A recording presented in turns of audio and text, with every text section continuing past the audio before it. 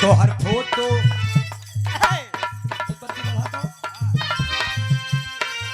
तो हर फोटो हम तो हर फोटो हम सबके देखवले बानी हर फोटो हम सबके देखवले बानी तो हर फोटो हम सबके देखवले बानी घर वालन के अपने मिलवले बानी घर वालन के अपने मिलवले बानी घर वालन के अपने मिलवले बानी तो हर फोटो हम सबके देखवले बानी घर वालन के अपने मिलवले बानी बनब दूल्हे राजा लेके बंड बाजे बनब दूल्हे राजा लेके बंड बाजा बनब दूल्हे राजा लेके बंड बाजा बनब दूल्हे राजा लेके बंड बाजा हम तोहर दुआरिया आई बहो अरे तोहरा जैसन पतरी लईकी अरे तोहरा जैसन गोरती लईकी कहवा माई बहो अपने पापा के पापो करे जा तोहके बनाई बहो ओए अपने पापा के पातो करे जा तोहरे बनाई बहो अपने पापा के पातो करे जा तोहरे बनाई बहो तोहके अखिया में राखब बड़ी प्यारी लाइन बा तोहके अखिया में राखब चाँद तारा जाई जा तोके अखिया में राखा चाँद तारा जाईदा तोके अखिया में राखा चाँद तारा जाईदा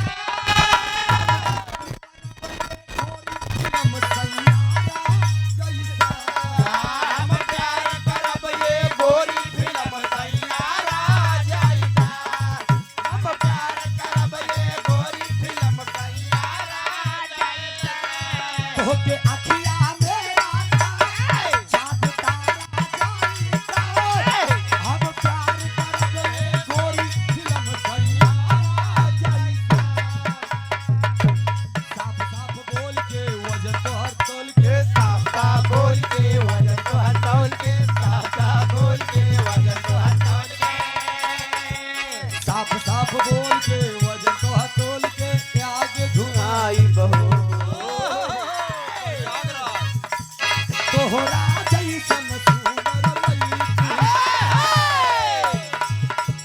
तोहरा जैसन भुवरी लईकी कहवा पाई बहो अपने मम्मी के बातो ए रानी तोहके बनाई बहो तोहरे मामी के बातों करेला तोहरे बनाई बहो तोहरे मामी के बातों करेला तोहरे बनाई बहो बहुत बहुत शुक्रिया आ जाओ सब जन। एक जोरदार ताली बजा करके आप लोग सम्मान कर दिए इस मुन्ने का आया ले देखी भी रहा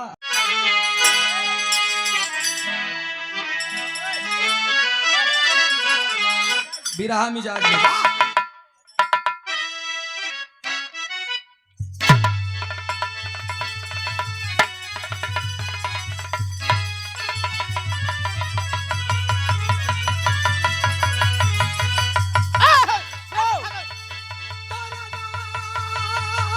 भोले बाबा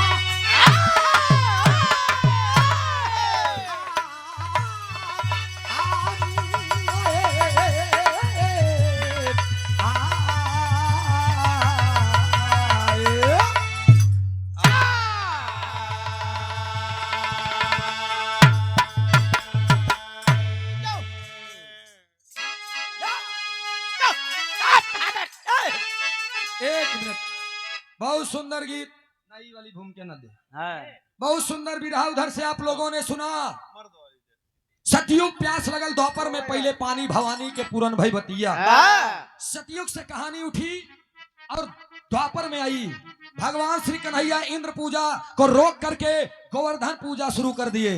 जब गोवर्धन पूजा पूरा हो गया, रुचि ओकरे बाद एक पूजा और भवा जेकर पूजा जौने नाम के लोग कहते अग्र पूजा। देखा हम सूरज यदुवंशी है ई दुनिया जानत बा, हम जवाबी कलाकार है यो दुनिया जानत बा। तू जहाँ से छोड़े यहाँ ओकरे आगे से टप से देखा फुटबॉल की नहीं गेदा उठावत ही बिरहा हमरे गेदा माना कहो।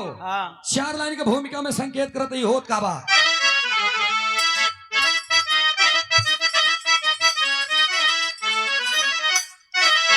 करके कसी कंगन कंचन की अरे कामा तुरकर कमलाधिपति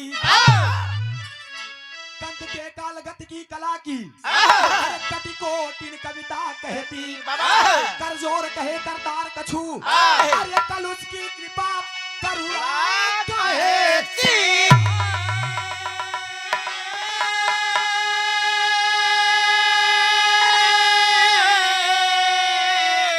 कर कामिनी की कुछ काल कला ऐसे कुहके कैलाश पति।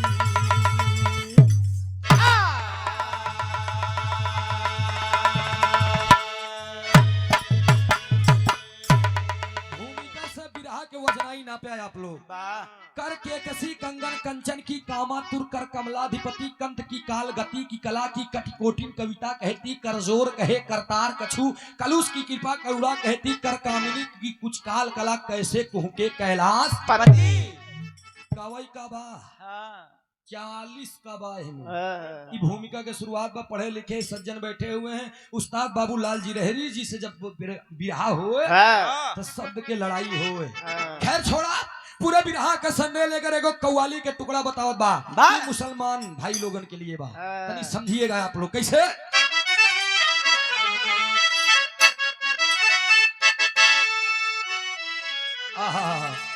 यह गीत के लाइन बा। अरे बड़ा है यू तो ऐसे ना काम है। अरे तब हम मुसलमान बनी ना ना लोग बिरहा पे एकदम निगाह गड़ाए यहाँ, दिमाग भी लगाए हैं तो सीधा बिरहा आधा छोड़ दा तनी से आवा फूल अदा के साथ भाई। अरे फूल अदा के साथ ये प्रतापगढ़ मिला डरा था कैसे बना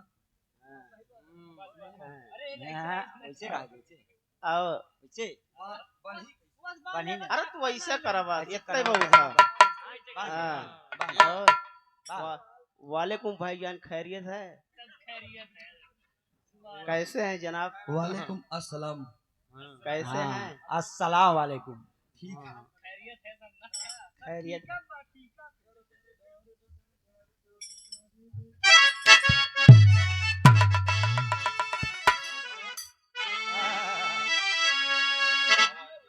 देखा जल्दी हम पहली नंबर आऊबा नहीं कर रुचि, हम जल्दी आते नहीं रूप में, लेकिन प्रतापगढ़ में बार बार बोले ही हम हर बार वही चीज गाऊ तेऊ कहीं कि यार तुरजा हर बार वही धाई की रेला था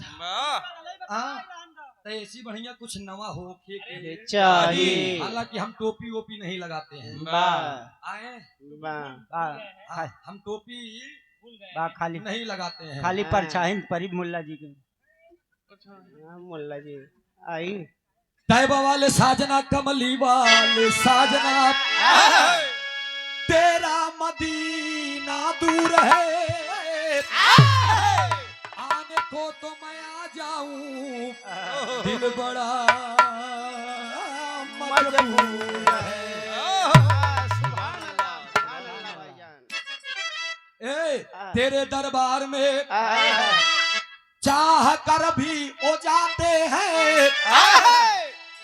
अपने दिल में जो सपने को सजाते हैं तो अरे खुदा हर के यार जो पूरा कर दे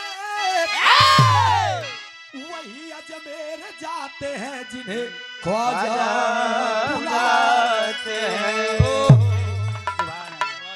अरे पड़ा है यूं तो रुतबा, अरे पड़ा है यूं तो रुतबा शौक सब अल्लाह वालों का। ये पड़ा है